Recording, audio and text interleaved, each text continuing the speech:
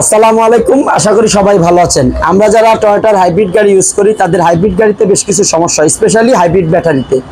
যেমন গাড়ি স্টার্ট হয় না, হাইব্রিড ব্যাটারিতে গাড়ি থাকে না, ইঞ্জিনে থাকে, রিপ্লেস ব্যাক কোড আসে P0A80। হাইব্রিড ব্যাটারিতে আমাদের গাড়িটা স্টেবল থাকে না, ফুল কনজাম্পশন খরচ বেড়ে যায়।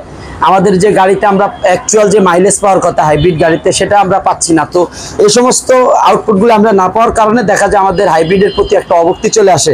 সো আমি সবাইকে পরামর্শ দিব, আপনারা অবশ্যই আপনাদের যে হাইব্রিড ব্যাটারি আছে এটাকে সার্ভিসিং করাবেন, এবং এটার সাথে একটা কুলার আছে সেটাকে আপনারা সার্ভিসিং করাবেন, এবং এটার যে সমস্ত মডিউলগুলো বা সেলগুলো ড্যামেজ আছে সেগুলো আপনারা রিপ্লেস করবেন।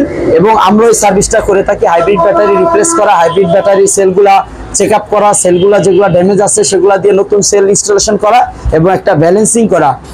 আর আরেকটা বিষয় হচ্ছে, এটা হচ্ছে আমরা একটা রিকন্ডিশন পার্টস আনলাম জাপান থেকে। তো এটা হচ্ছে এক্সিও আকো এবং ফিল্ডার গাড়ির জন্য 2013 থেকে 2017 পর্যন্ত যাদের লাগবে তারা আমাদের সাথে যোগাযোগ করতে পারেন। এবং আমরা আমাদের যে ভিজিটিং কার্ড সেটাও আমরা আপনাদের সাথে শো করতেছি। এখানে আমাদের ডিটেলস ইনফরমেশন দেওয়া আছে, আপনারা চাইলে এখান থেকে ডাটা নিয়ে আমাদের সাথে যোগাযোগ করতে পারেন। আর ফাইনাল আরেকটা বিষয় হচ্ছে, আপনারা অবশ্যই হাইব্রিড গাড়িগুলোকে যত্ন করেন, এবং এই সমস্ত গাড়ির কোনো প্রবলেম হলে সাথে সাথে নিকটস্থ সার্ভিস সেন্টারে যোগাযোগ করবেন।